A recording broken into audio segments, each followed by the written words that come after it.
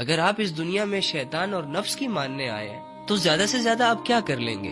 زنا کر لیں گے، چوریاں کر لیں گے، قتل و غارت کر لیں گے، بڑے سے بڑا گناہ، بڑی سے بڑی بے حیائی، بڑی سے بڑی گمراہی کتنا فائدہ دے سکتے ہیں ایک انسان کو؟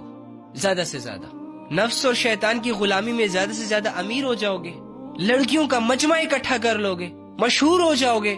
جس طرح گناہوں کی لذت بہت تھوڑی ہوتی ہے نا، اسی طرح غلط راستوں پر چلنے سے جو کامیابی ہاتھ آتی ہے نا، اس کی مدت بھی بہت کم ہوتی ہے۔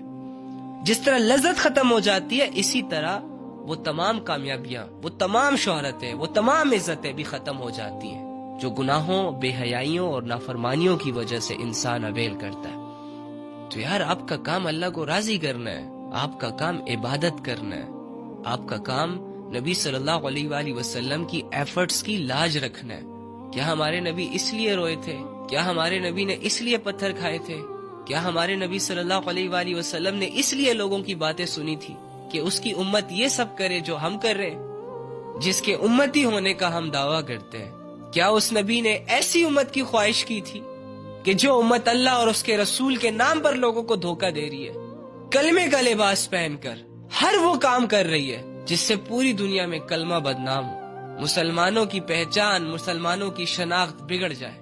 جس اسلام کی خاطر صحابہ کی زندگیاں داؤ پر لگ گئیں، جس اسلام کی خاطر صحابہ کے بچوں کو قتل کیا گیا، نبی صلی اللہ علیہ وآلہ وسلم کو باتیں سننی پڑی، نبی صلی اللہ علیہ وآلہ وسلم جیسی ہستی کو ظلم سہنے پڑے، اپنی نسلوں کو شہید کروا دیا۔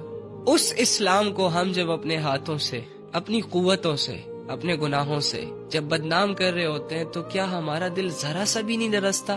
ذرا سا بھی ڈر پیدا نہیں ہوتا اس دل میں؟